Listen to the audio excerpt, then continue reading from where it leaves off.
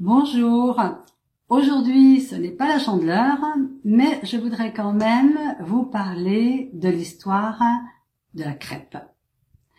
Alors en fait, c'est surtout pour aborder l'outil à qui ça appartient, parce que beaucoup de personnes utilisent cet outil, mais en me disant mais comment ça marche, et puis pourquoi ça appartient, mais alors ça appartient à qui, je comprends pas, ça appartient à moi puisque c'est moi qui le ressens, etc.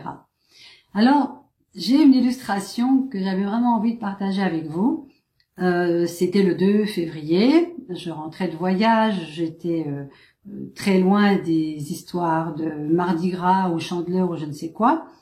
Et tout d'un coup, je marche et je dis à mon ami qui était avec moi, j'ai envie de manger des crêpes.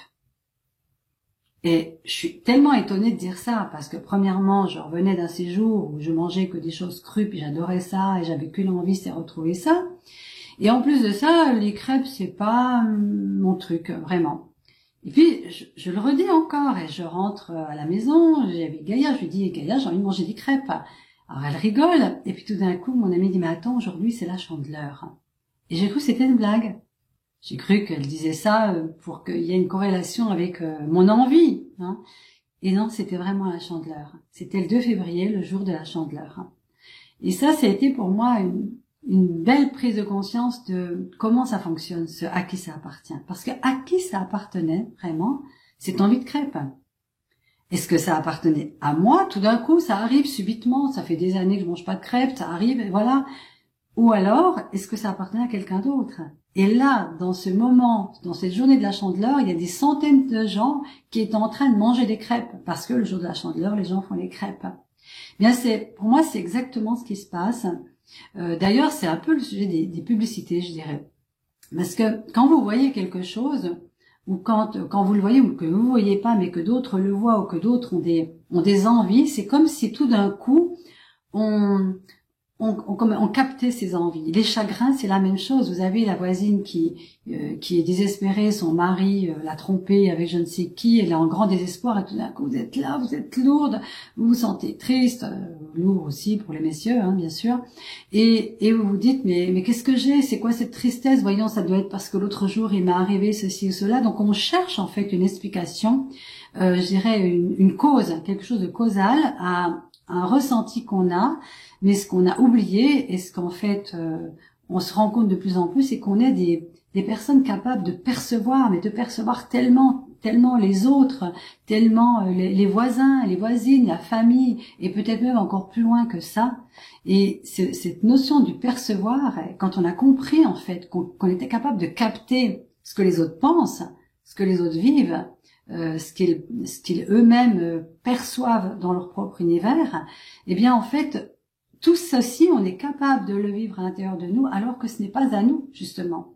Et cet outil fabuleux de à qui ça appartient, retour à l'envoyeur avec la conscience attachée, c'est la meilleure façon de se désidentifier. Parce qu'en fait, ce qui se passe, c'est que quand on perçoit toutes ces choses, hein, des souffrances, même des joies, on perçoit tout, eh bien, c'est de s'identifier, c'est-à-dire de tellement y croire que c'est à nous, qu'on est identifié. Et on est même capable de trouver une cause.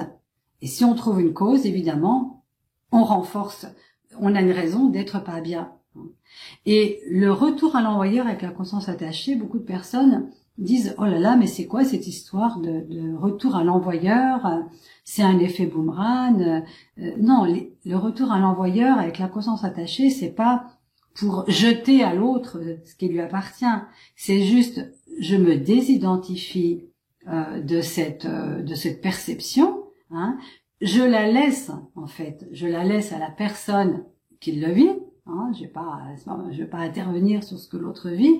Par contre, j'y ajoute, je dirais, une paillette de conscience.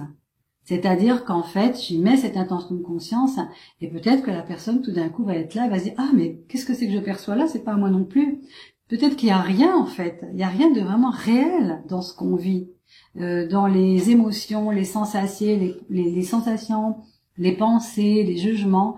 Tout ça, c'est des espèces de nuages qui nous traversent.